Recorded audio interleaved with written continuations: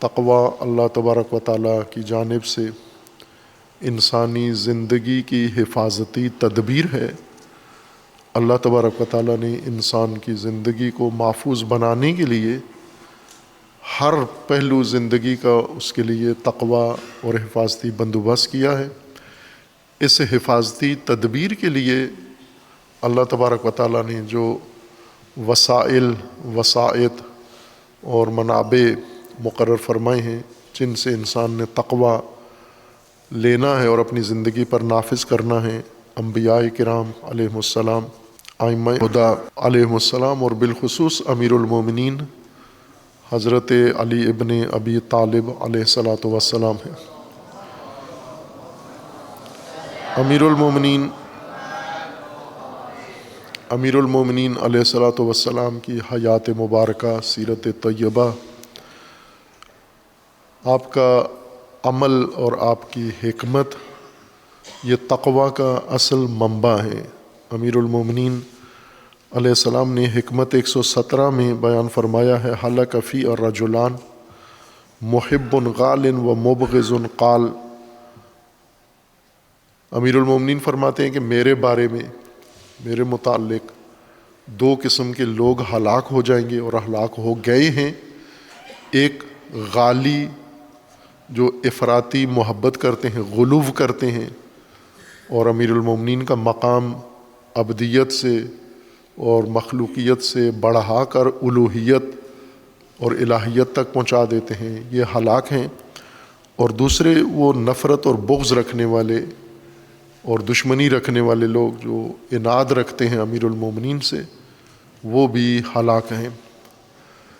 یہ بہت ہی اہم رہنمائی ہے، چونکہ عملی طور پر انسان جب تقوی کے راستے سے بہکتا ہے، تقوی ہمارے ذہنوں میں جو راسخ ہے اخلاقیات کا تقوی ہے، یعنی پرہیزکاری اور مقدس معابی،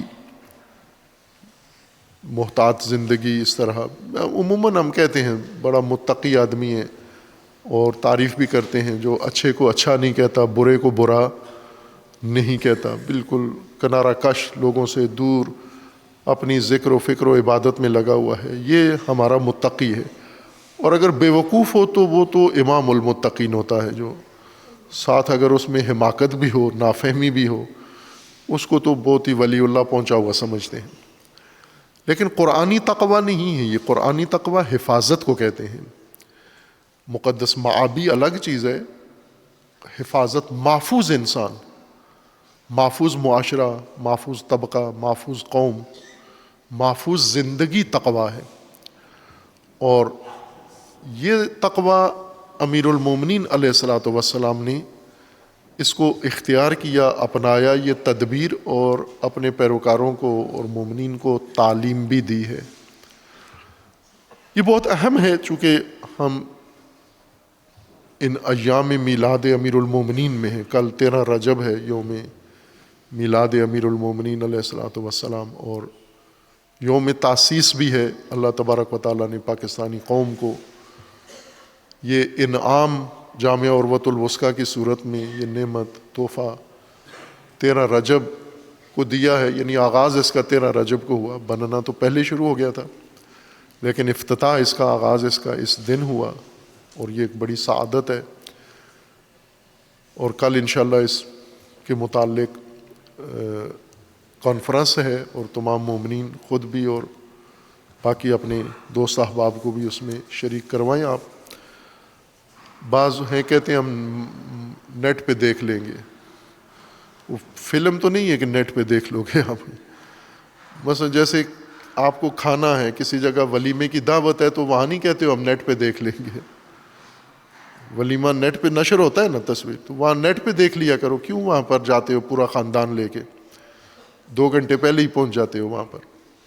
نیٹ پہ دیکھنے کی چیزیں نیٹ پہ دیکھ لیں آپ، خبریں نیٹ پہ سن لیا کریں، افواہیں نیٹ پہ دیکھ لیا کریں، باقی سارے کام نیٹ پہ کر لیں، لیکن جو فرائض ہیں وہ آپ زمین پہ انجام دیں۔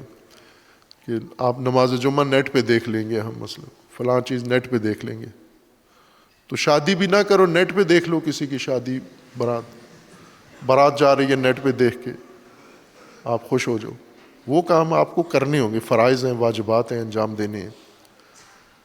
اسی طرح ان اجتماعات میں ان میں صرف شرکت کرنا ہی نہیں ہوتا، اس کے بڑے فوائد ہیں۔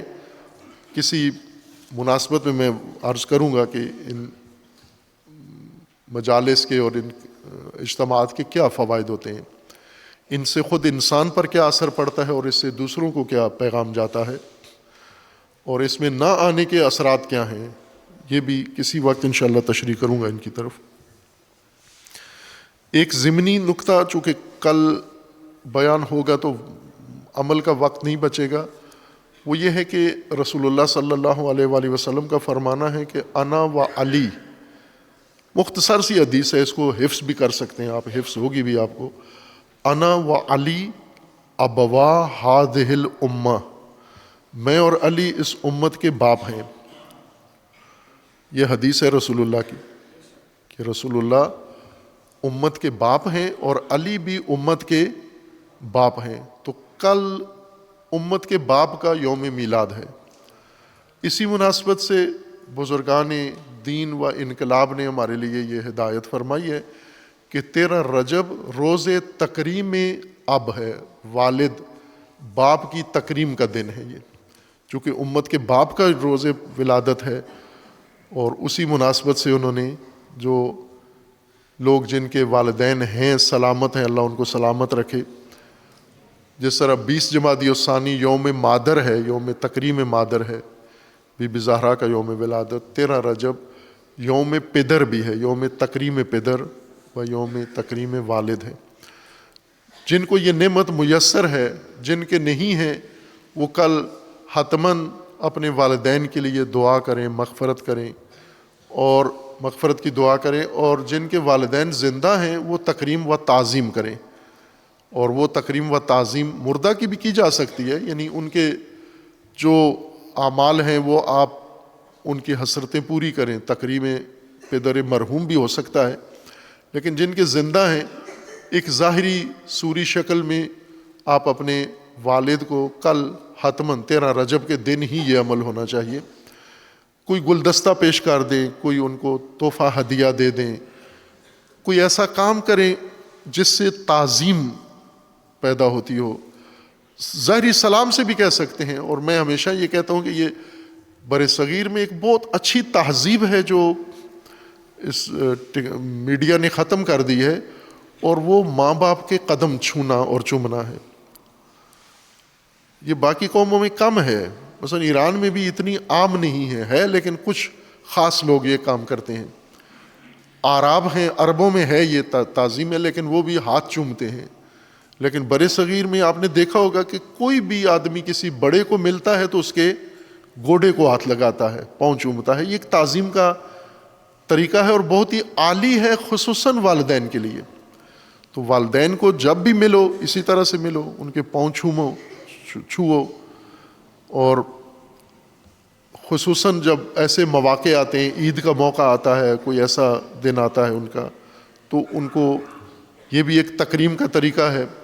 جو والدین جن کے ناراض ہیں کل ان سے معذرت کرو، معافی مانگو، باقاعدہ طور پر عہد کرو۔ امیر المومنین کا یوم میلاد ہے مبارک، اپنے والد کو راضی کرو، خصوصاً والد کو، اور کوئی ہدیہ تحفہ اپنی طرف سے، نہ کہ والد سے ہی پیسے لے کے والد کو ہدیہ دے دو، اپنی طرف سے کوئی ہدیہ دے دو، اچھا کوئی رزلٹ دے دو، اچھا کوئی کام کرو، والد نے کوئی کام بتایا ہوا تھا وہ کل پورا کر کے انجام دے کے رزلٹ ان کو دے دو، تاکہ خوش ہوں آپ سے۔ اور والدین کی جو رضا ہے وہ بہت انسان کے لیے دنیا ساز بھی ہے اور آخرت ساز بھی ہے، خصوصاً جب اللہ کی راہ میں ہو۔ تو جن توفیق ہے جن لوگوں کو جن کے والدین حیات ہیں، کل انشاءاللہ وہ آج سے نہیں شروع کر دیں، کل ہی کریں، 13 رجب کا کام ہے یہ۔ کل انشاءاللہ کانفرنس میں آنے سے پہلے آپ اپنے والدین کو ہدیہ دے کے یا کانفرنس کے بعد جا کے ہدیہ دے دیں، اور سب سے بہترین یہ ہے کہ والد کو کانفرنس میں لے آئیں آپ، تاکہ ہم بھی ان کی تعظیم کریں، تکریم کریں، اور آپ بھی ان کی تعظیم و تکریم کرو، اس کو کلچر بناؤ اپنا۔ یہ اہل البیت کی تہذیب ہمارے اندر موجود ہونی چاہیے۔ ہر روز والدین کا اکرام و احترام کریں، لیکن کل ایک مثالی طور پر، ایک علامتی طور پر کل یہ کام حتماً کریں، تاکہ والدین جو آپ کے لیے اتنی زحمتیں اٹھاتے ہیں، ایک دن ان کی تعظیم و تکریم کریں، جو بھی جس طریقے سے ممکنہ آپ کر سکتے ہیں، سادہ طریقے سے بھی کر سکتے ہیں، اور اگر آپ کے پاس کوئی وسائل ہیں اولاد کے پاس تو ان کے ذریعے سے بھی کر سکتے ہیں۔ اللہ تبارک و تعالیٰ انشاءاللہ تمام والدین کو نیک صالح اولاد نصیب فرمائے، اور خداوند تعالیٰ ان کی اولاد کو ہر شر و بلیہ سے محفوظ فرمائے۔ امیر المومنین علیہ السلام نے یہ جو فرمایا کہ میرے بارے میں 2 بندے ہلاک ہو جائیں گے، ایک غالی اور دوسرے ناصبی، نفرت و بغض رکھنے والے، یہ بات ہم کر رہے تھے اس اثناء میں۔ آج جو آپ کی خدمت میں عرض کرنا ہے وہ اہم نقطہ ہے، وہ یہ ہے کہ امیر المومنین کے ایک تو یہ ہلاک شدگان ہیں جو غالی ہیں، اور قالی یعنی جو نفرت کرتا ہے، اور غالی جو حد سے بڑھاتا ہے، یہ دونوں ہلاک شدگان ہیں۔ نجات یافتگان بھی ہیں امیر المومنین کے ذریعے، اور امیر المومنین کے ہاتھوں جو نجات پائیں گے وہ شیعہ ہے۔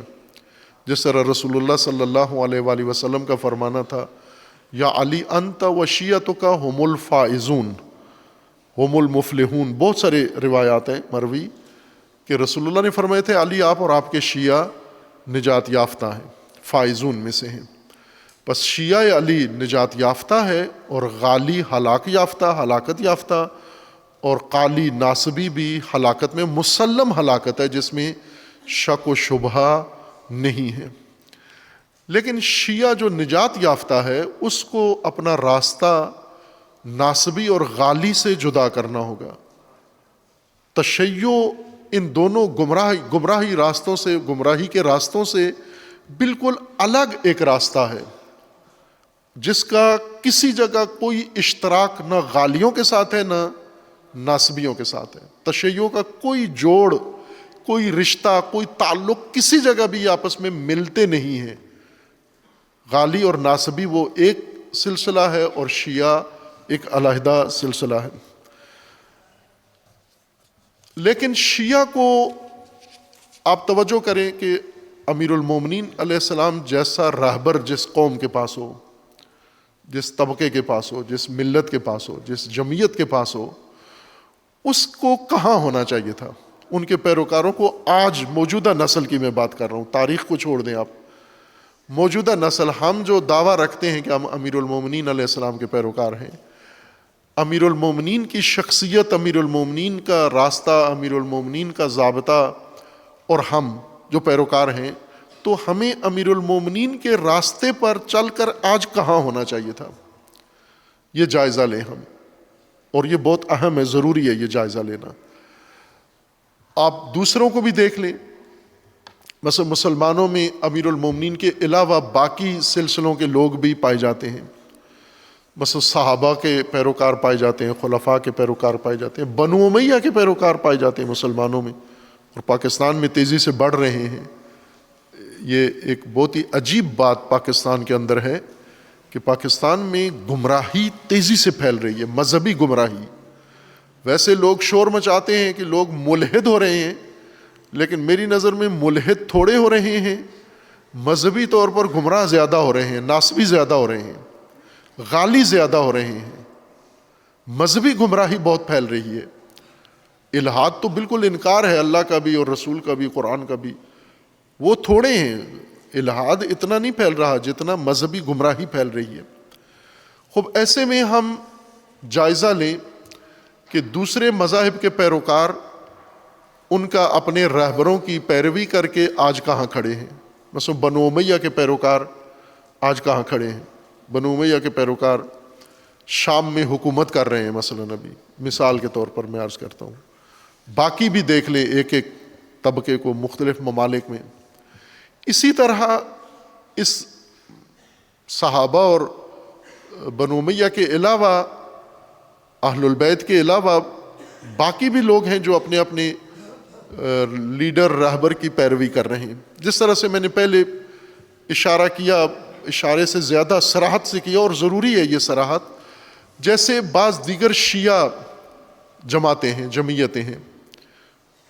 ایک اثنا عشری بڑی جمعیت ہے، دنیا بھر میں سب سے زیادہ تعداد شیعہ اثنا عشری ہیں، اور ان کے بعد شیعہ اسماعیلی ہیں، البتہ ان کی بھی آگے فرقے ہیں، مذاہب ہیں، لیکن اسماعیلی ہیں۔ اور پھر ان کے بعد آ جاتے ہیں حوثی زیدی شیعہ، جو زید بن علی امام زین العابدین علیہ السلام کے فرزند زید کے امام مانتے ہیں، امام باقر علیہ السلام کو امام نہیں مانتے، زید اور اولاد زید کو امام مانتے ہیں۔ یہ بھی اس وقت دنیا میں موجود ہیں۔ کچھ شاخیں شکلیں بنی ہیں شیعہ کی جو ختم ہو گئی ہیں، آج نہیں ہیں، لیکن جو موجود ہیں وہ یہ ہیں۔ ان کا ہم جائزہ لیں کہ یہ کس کے پیروکار ہیں اور آج کہاں کھڑے ہیں، اپنے پیشوا کی پیروی میں کہاں کھڑے ہیں۔ یہ اسماعیلیہ کو دیکھیں آپ، پوری دنیا میں اس وقت کس مقام پر فائز ہیں، اپنے پیشوا، اپنے رہبر، اپنے سلسلے کی پیروی کرتے ہوئے۔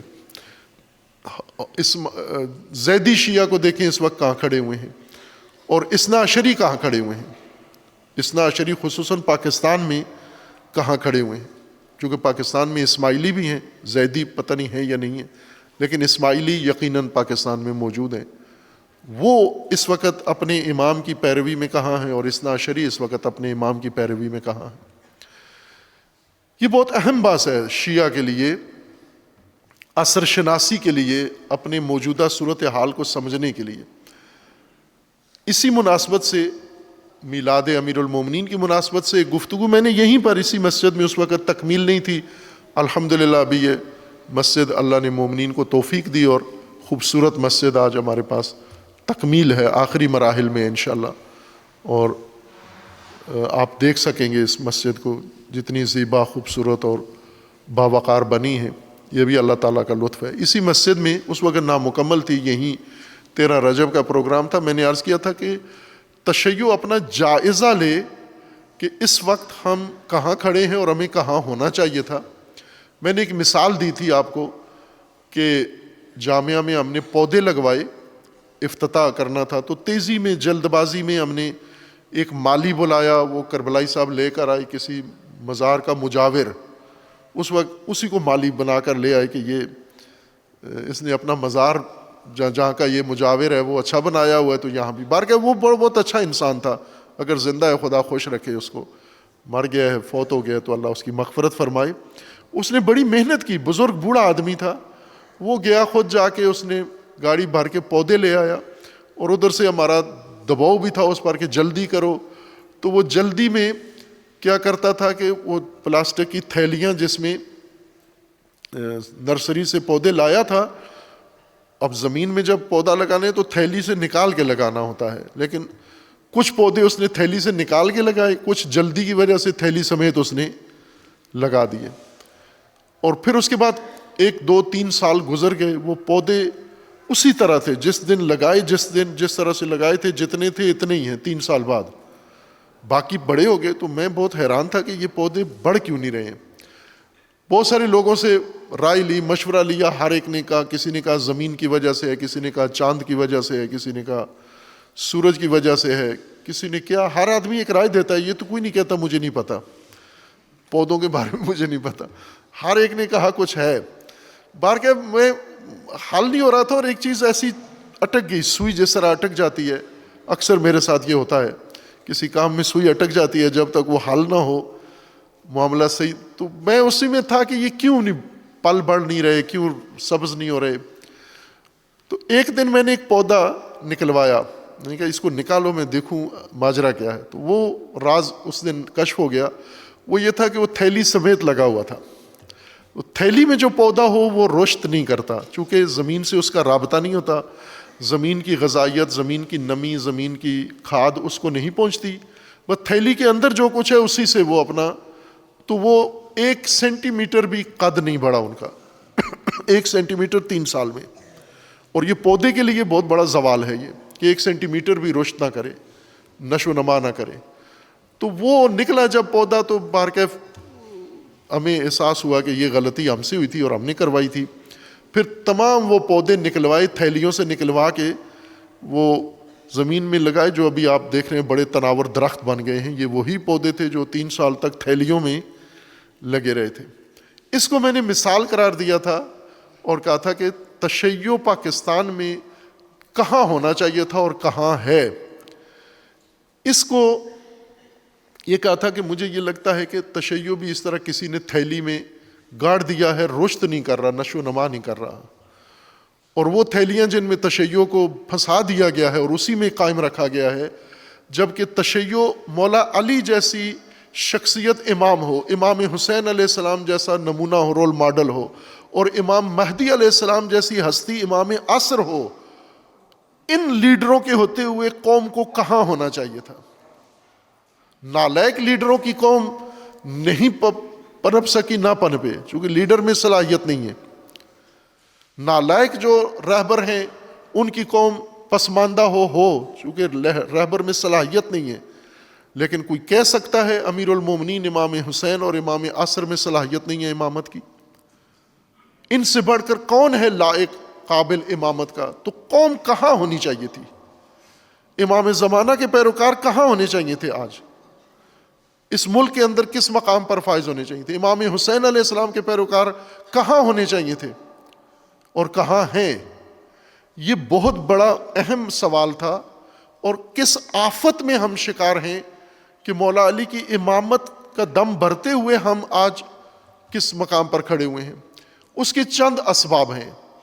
کن چیزوں نے ہمیں روکا ہوا ہے؟ اس وقت میں نے عرض کیا تھا کہ ان میں سے ایک سب سے بڑا مسئلہ فرقہ واریت ہے، کہ شیعہ کو فرقہ بنا کر دوسرے فرقوں کے مقابلے میں لا کے کھڑا کر کے اور پھر فرقہ واریت میں لین دین شروع ہو گئی.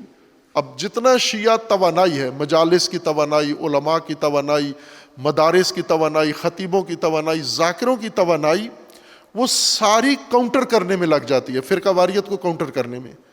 تشیع پر حملے ہوتے ہیں، تشیع پہ تہمتیں لگتی ہیں، یہ اس کا سارے مل کر جواب دے رہے ہیں اور ہر نسل جواب دے رہی ہے.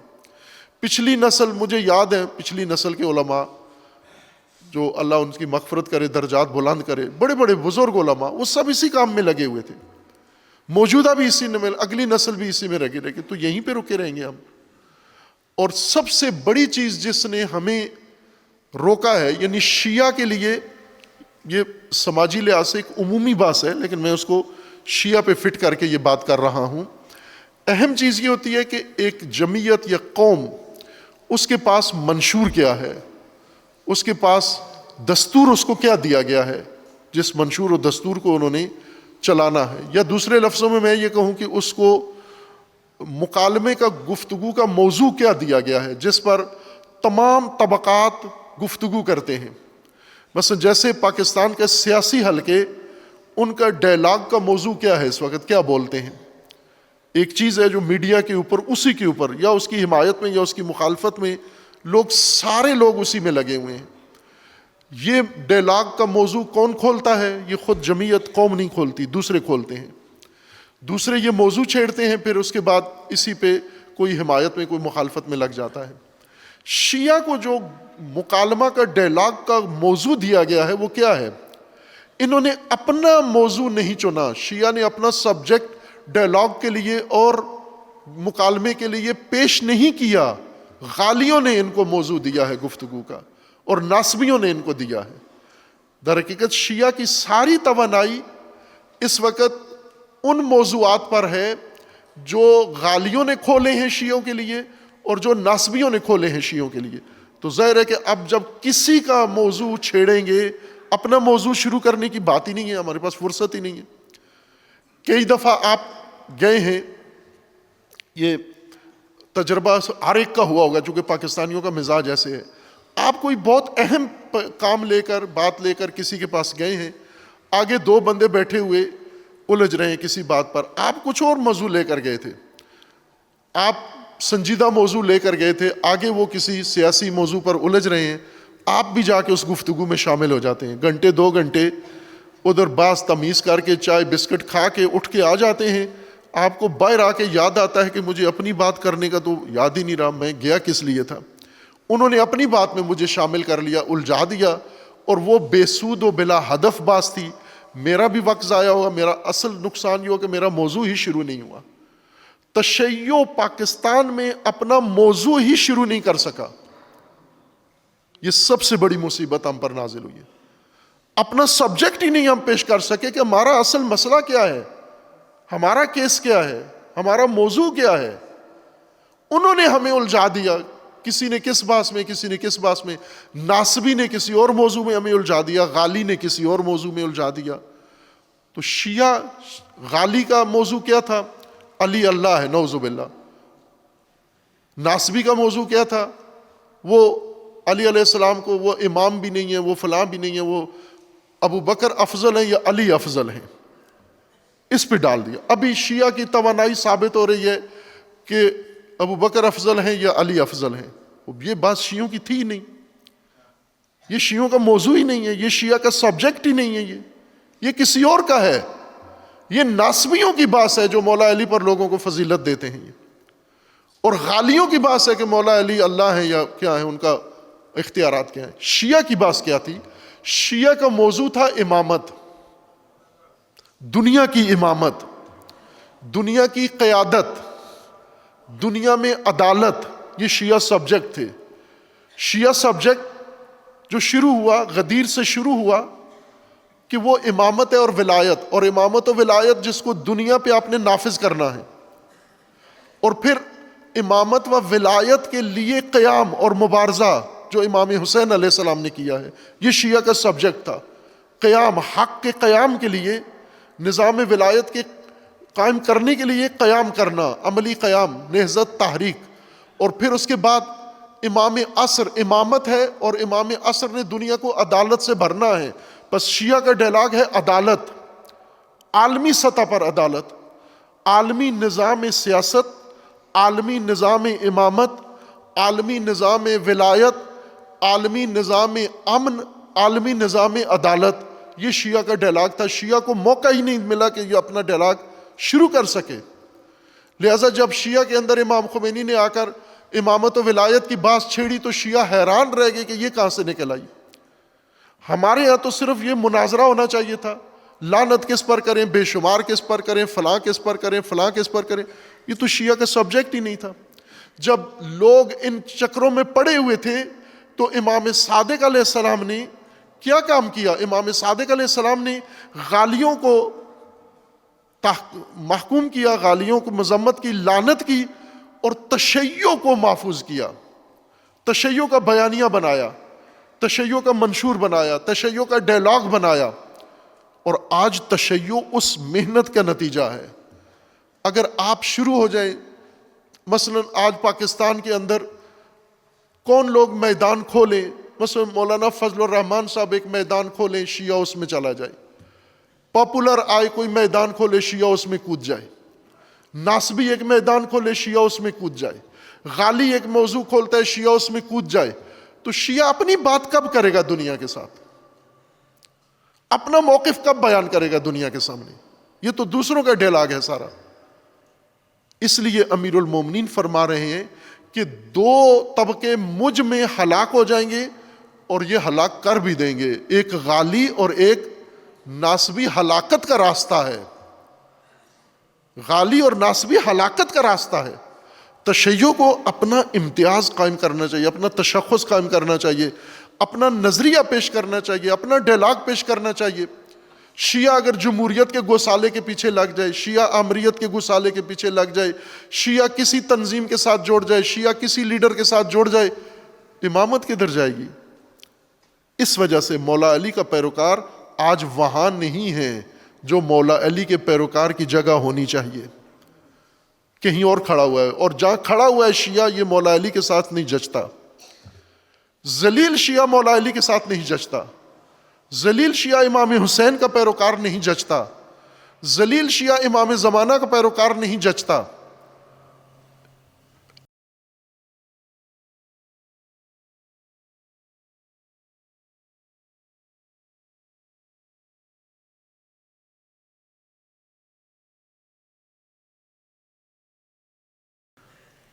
علی کا شیعہ وہ ہے، علی کا شیعہ وہ حوثی،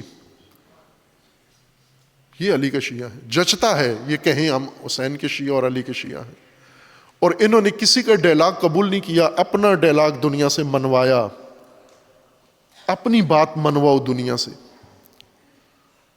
نہ کہ غالی موضوع چھیڑے شیعہ سارا اس کے پیچھے ہاں ہاں کرے، ناسبی باز چھیڑے شیعہ اس کے پیچھے ہاں ہاں شروع کر کے اپنی ساری توانائی علمی، ذہنی، مالی، وقت کی، ٹائم کی توانائی ساری ادھر لگا دیں۔ 78 سال سے ہم کدھر منتشر اور بغیر کسی تشخص کے موجود ہیں۔ یہ وہ چیز ہے جو ہمیں شروع کرنی ہے۔ اصل شیعہ کا ڈائلاگ ہی امامت ہے، ولایت ہے، اور نظام کے طور پر ولایت و امامت عقیدہ نہیں، ولایت و امامت اعتقاد کے طور پر۔ ظاہر ہے کہ شیعہ اس کو دلیل کے ذریعے پیش کرے گا تو دنیا سنے گی اس کو، اگر دلیل کے بغیر پیش کرے گا، صرف تعصب کی بنیاد پر پیش کرے گا، پھر تو کوئی حاضر نہیں ہے اس کو سننے کے لیے۔ تو دلیل ہے آپ کے پاس، قرآن کی دلیل موجود ہے، عقل کی دلیل موجود ہے، سنت کی دلیل موجود ہے، رسول اللہ سے دلیل موجود ہے، اس کے اوپر اتفاق و اجماع موجود ہے، اور ہمارے پاس اتنا مضبوط بیانیہ ہے، لیکن ہم اسے خود بھی نہیں سنجیدہ لے رہے۔ ابھی بھی آپ اپنے موبائل کھول کے دیکھیں کس کا ڈائلاگ آپ کے موبائل میں چل رہا ہے۔ آپ کا موضوع دنیا نہیں سن رہی، دنیا کے موضوع آپ سن رہے ہیں۔ یہ مغلوبیت ہے، یہ نہیں ہے شان شیعہ۔ اس کے لیے ہمیں سوچنا ہوگا، اس کے لیے ہر وقت سوچنا ہوگا، نہ صرف 13 رجب یا کسی موقع پر، جو بھی مناسبت آئے یا مناسبت نہ ہو، اس موضوع کے بارے میں ہمیں فرد کو سوچنا ہوگا۔ آپ یہ نہ سوچو کہ ہماری نیابت میں کسی عالم نے سوچنا ہے، یہ تو علماء کو اکثر میں سنتا ہوں یہ بات، یہ تو علماء کے سوچنے کی باتیں ہیں۔ دین علماء کے لیے آیا ہے یا ناس کے لیے آیا ہے؟ قرآن ناس کے لیے ہے یا علماء کے لیے ہے؟ کوئی آیت ہے جس میں اللہ نے فرمایا ہو کہ ہم نے یہ قرآن علماء کے لیے نازل کیا ہے؟ لیکن ناس کے لیے ہے، آیت موجود ہے کہ ہدن للناس، ہر آدمی کے لیے قرآن کریم ہدایت ہے۔ بس آپ سب کے سوچنے کا موضوع ہے، باقی موضوعات پر بھی آپ سوچیں، اس موضوع پر بھی آپ سوچیں۔ کم از کم یہ ہے کہ آپ اپنے دشمنوں کے ڈائلاگ کو فروغ نہ دیں، غالیوں کے مکالمے کو فروغ نہ دیں، ناسبیوں کے مکالمے کو فروغ نہ دیں، ان کے موضوع اور سبجیکٹ کی تقویت نہ کریں، اپنا موقف پیش کریں اور اپنے موقف کی تقویت کریں۔ دنیا سنے گی۔ امام صادق علیہ السلام فرماتے ہیں کہ ہماری باتوں کو مرچ مسالے نہ لگاؤ، جیسی ہماری بات ہے کلام ہے، جیسا ہے ویسا پیش کرو، دنیا سنے گی اس کو۔